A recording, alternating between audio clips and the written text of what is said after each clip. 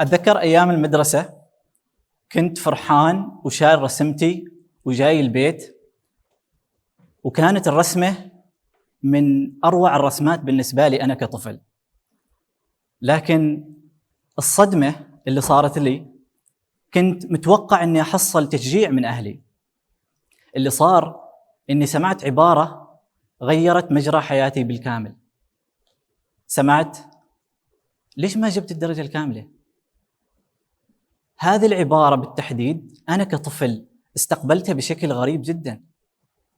بالنسبة لي أعدت التفكير في ذاتي، قلت يمكن احتياجاتي غير مهمة، يمكن إنجازاتي هي الشيء الأهم اللي راح أحصل من خلاله الحب والقبول من أهلي وأبوي. هذه اللحظة علمتني أن الحب له شروط، وأن الإنجازات لي كطفل أهم من احتياجاتي أنا كطفل. لذلك كثير أشياء في حياتي تغيرت. صرت الطفل اللي يحاول دائما أنه يكون مثالي في المدرسة. كنت أجيب درجات مش علشان أني أنا أحب الدراسة أو أني أحب المذاكرة، كنت أجيب درجات لأن هي الطريقة أو اللغة اللي يفهموها أهلي، واللي من خلالها أقدر أحصل الحب والقبول منهم.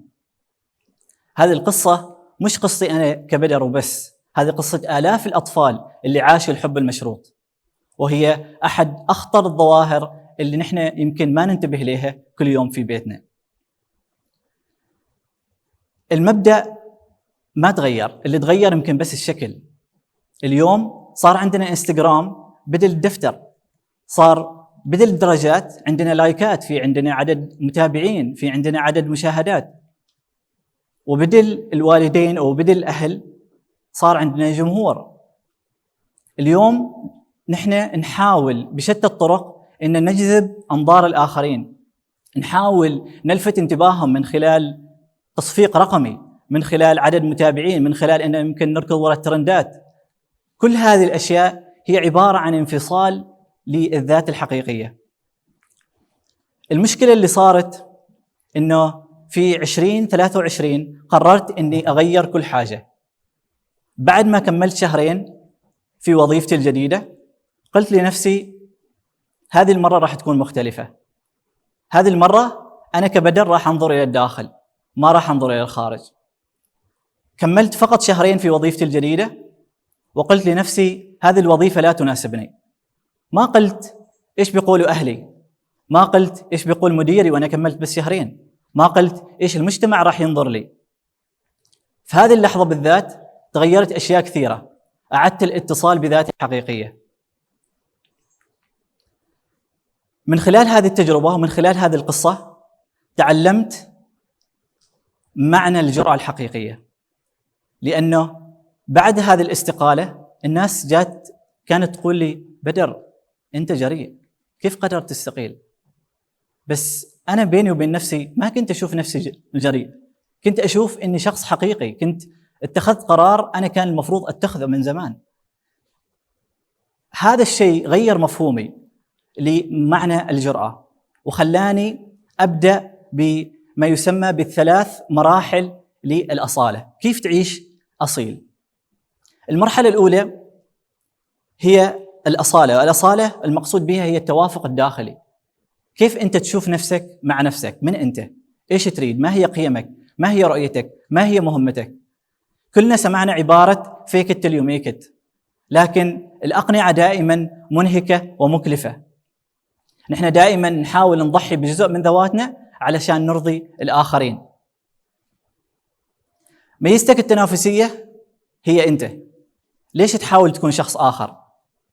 كل ما كنت أنت أكثر، كل ما كنت أكثر أنت، كل ما كنت أنت أكثر. وهذا الشيء اللي خلاني دائما أنظر إلى الداخل، دائما إجاباتي موجودة داخلي. أنا ما أحتاج العالم يخبرني من أنا، ما أحتاج أني أسأل أهلي هل المفروض أستقيل أو لا، ما المفروض أني أسأل الناس والمجتمع إيش هو الأفضل لي.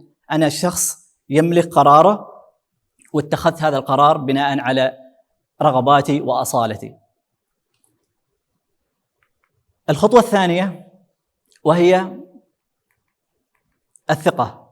الثقة هي الشعور.